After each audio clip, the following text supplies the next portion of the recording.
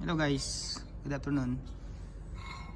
May papakita ko sa inyo guys na mayroon dalawang rod dito, welding rod, no? Ito ay itong isa na to ay ayan 308/16 itong rod na to. At ito namang isa na to, ito ay E6013. So tignan natin kung anong pinagkaiba ng dalawa kapag nagamit mo sa for welding, no? Gulo na ng pusang ito.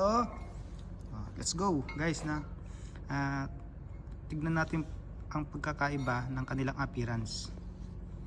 So let's go, welding na iyan natin to. Testing natin dito sa plate na to.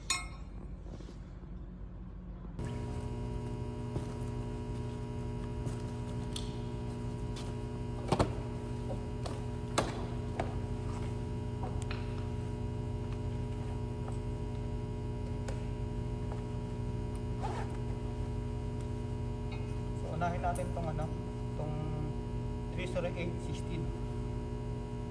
Let's go.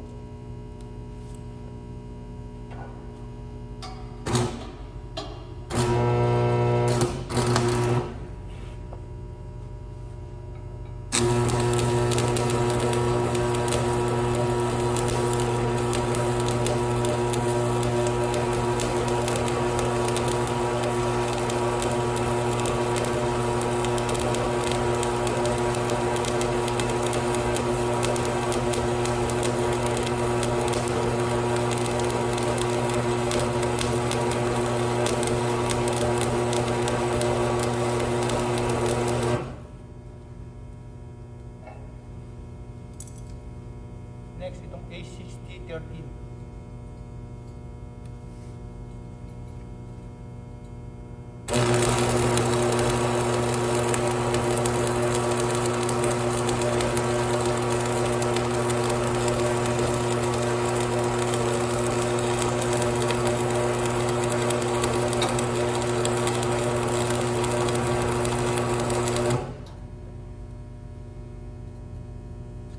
So check natin guys na. Ayan si ayan ng 308/16. Yan ang appearance niya kapag ginamit mo welding. Ito naman ang E6013.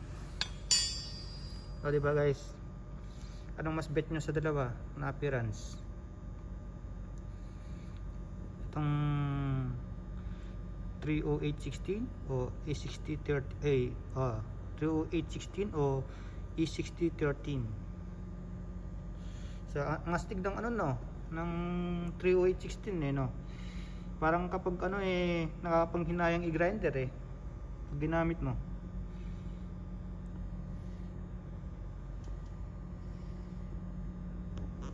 Ayun lang guys, what's up?